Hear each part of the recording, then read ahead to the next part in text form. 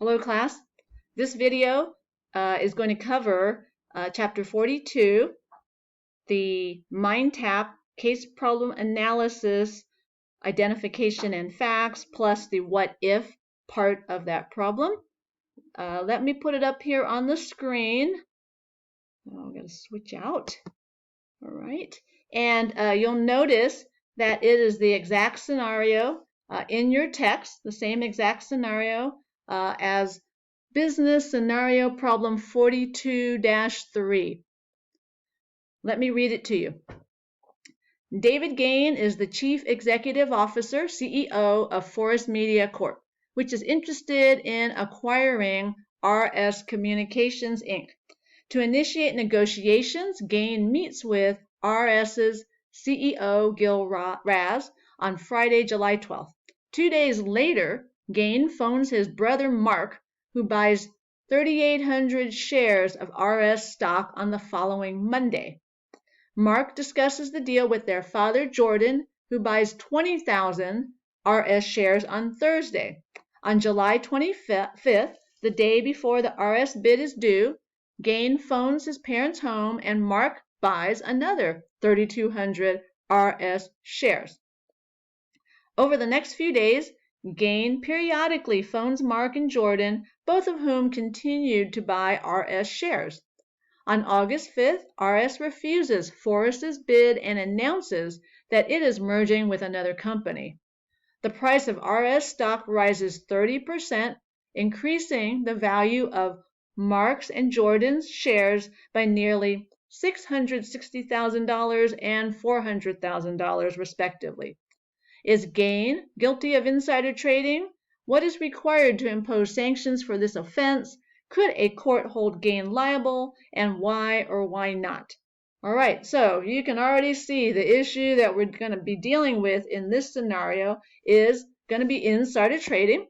And in the chapter, you were introduced to two theories under which insider trading can be found. All right, in this particular situation, we are looking at only one of those theories, that being tipper-tippee. All right, that's what we're interested in examining in this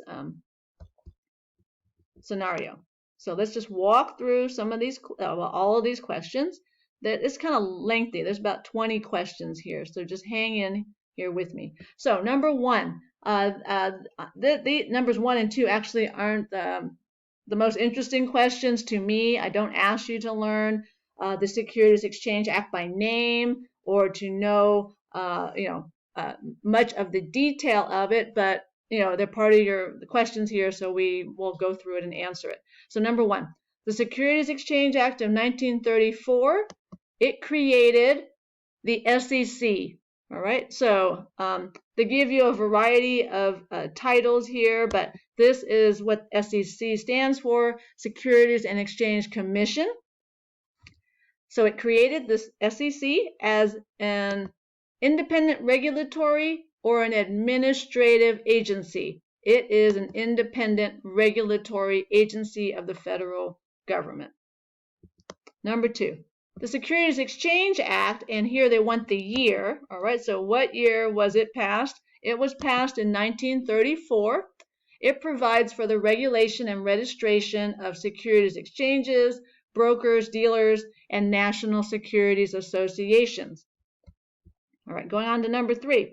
The Securities Exchange Act applies to companies that have assets greater than, and here's the dollar value, $10 million, and that have more than how many shareholders? 500 shareholders. Okay, this is just straight out of your text.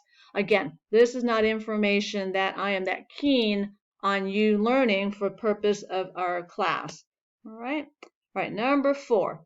One of the more important sections of the Securities Exchange Act of 1934 is section, this is key, all right, 10B, all right, because it deals with insider trading. And actually the rule that I asked you to learn is Rule 10B-5.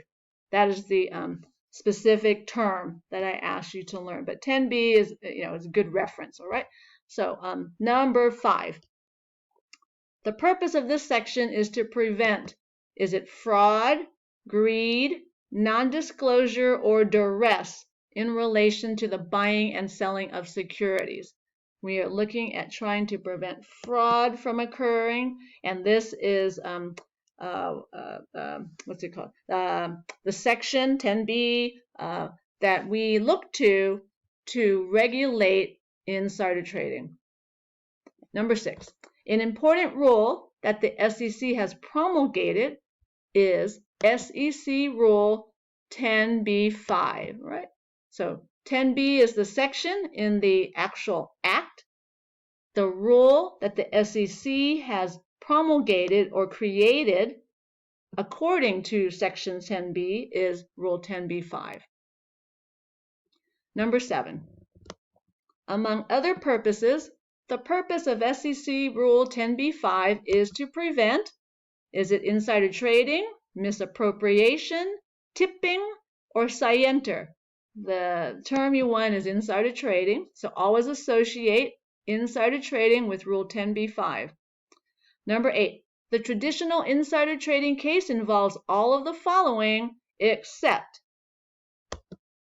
corporate officers buying and selling securities based on information not available to the public, directors buying and selling securities based on information not available to the public, majority shareholders or outsiders buying and selling securities based on information not available to the public. The traditional insider trading case involves all of the other 3 groups, all right, but not outsiders when it comes to buying and selling securities based on information not available to the public. All right. Now, we're getting to the facts of the case in front of us. So, David Gain is the CEO of which company? All right. He's the CEO of Forest Media Corp. And Gil Raz, he is the CEO of which company? He's the CEO of RS Communications, Inc. Right. In this case, who has a fiduciary responsibility to RS Communications, Inc.? Which of these parties? It's going to be their CEO, Gil Raz. Is David Gain a corporate officer, director, or majority shareholder of RS Communications? No, he's not. Okay, he's not an insider of RS, but he is an insider regarding the transaction. All right. So, all right. Number 13. Is it likely that Raz trusted that Gain would keep the negotiations confidential? Yeah, it's likely that Raz would trust him. This is very high-level negotiations. It is understood that until the deal is agreed upon and announced, that it is confidential. All right, number 14, 15, and 16. What we're going to be looking at here, it lays out the test. All right, the test when we are looking at a tipper-tippy situation, a tipper-tippy insider trading situation. So number 14, was there a breach of duty not to disclose inside information? And yes, there was a breach of duty on Gaines through his actions. Sorry, class. All right, number 15. Did Gaines' disclosure to Mark occur in exchange for personal benefit? And we can say yes because we have related parties, and the type of benefit that we look for, it does not necessarily mean financial benefit. It just means that it adds to the relationship between the parties. It's kind of this sentimental, emotional type of a benefit, feeling good that you help someone out. All right. And so in this case, we do have close relationships, right? Mark is, I believe, the father, right? The brother. This Mark is David Gaines' brother. And so when he shares the information, yeah, there's a personal benefit to the CEO, David Gaines.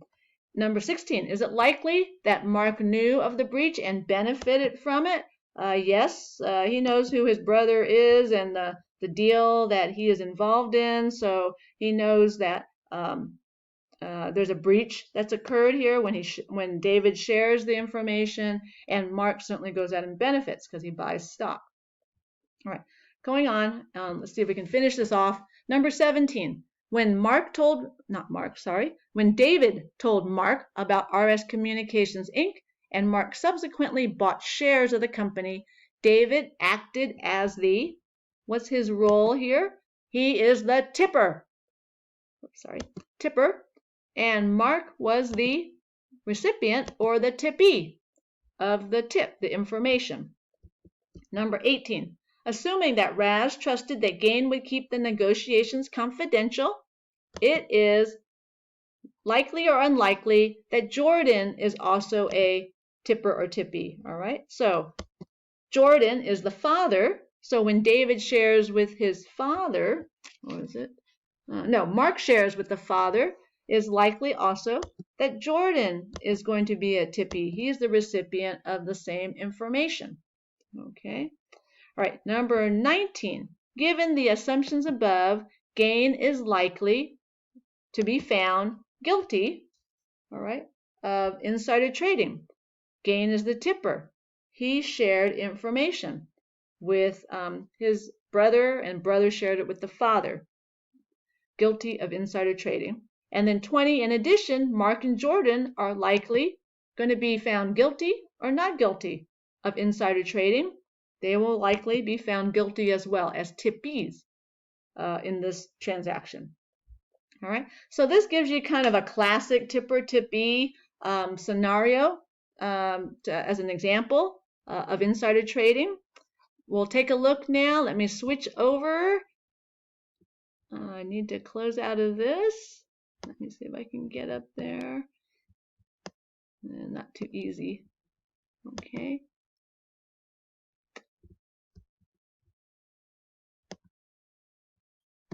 And put the what if the facts were different up.